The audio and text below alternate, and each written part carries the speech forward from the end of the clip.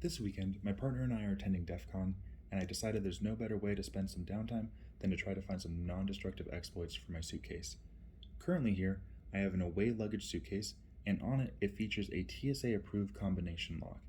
The features of the lock are a TSA keyway override and a 3-digit combination lock, as well as a button to reprogram the lock. When the combination is entered and the bar is pulled to the side, the lock will open, releasing the zipper. If it is in the wrong combination, the bar will not move and the zipper will not release. Now looking at this, the first attack phase that I tried was to go for the keyway. Unfortunately for me, I didn't bring any tools that would allow for me to have enough movement in the keyway to effectively pick it. The good news is that the biggest exploit for this suitcase is the fact that it is TSA approved. If we see here, it is a TSA007 lock, which means that if I have a TSA007 key, which is readily available from many vendors, including Amazon, I can simply insert it, turn it, and my suitcase is now open. Now, if we wanted to assume that I didn't have access to this key and the keyway is too restrictive, the question becomes, how do we open it without knowing the combination? A very simple answer is you could potentially brute force it if you had enough time with the suitcase, but let's assume that we don't have the time for that. The way this lock works is there are slots cut into these discs when the combination is set, and it allows the locking bar to fall into place. That locking bar happens to be directly behind all of these discs, and the position of that right now is that means that the locking bar will be falling onto number 5 in the back of the lock.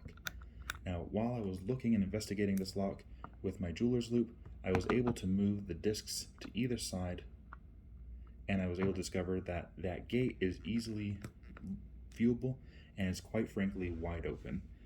So, an attack that you can do is you can scroll through, and using a feeler gauge like the sparrows decoder, you can feel and try to find that gate, and eventually you will find a small piece where your tool slips into, and that allows you to decide that this is the number that the gate is attached to.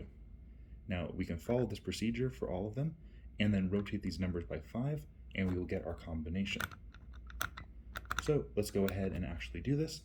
I'm going to start by locking this up, and I'm going to look away as I mix all these numbers.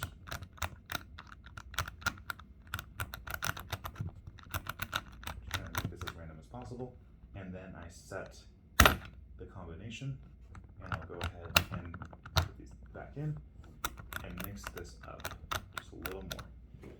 So now I currently have no idea what the combination might be, and I'm going to start by decoding. So I take my feeler gauge, I feel for that number, and I'm feeling nothing. And I just go ahead and I'm going to do this for each of the numbers. And it looks like potentially it might be 3. Now I'm going to go for the next number.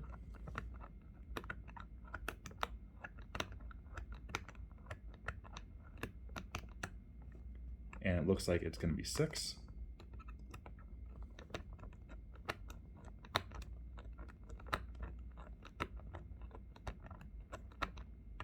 And then 3 again. Now, if I simply add 5 to each of these, 1, 2, 3, 4, 5,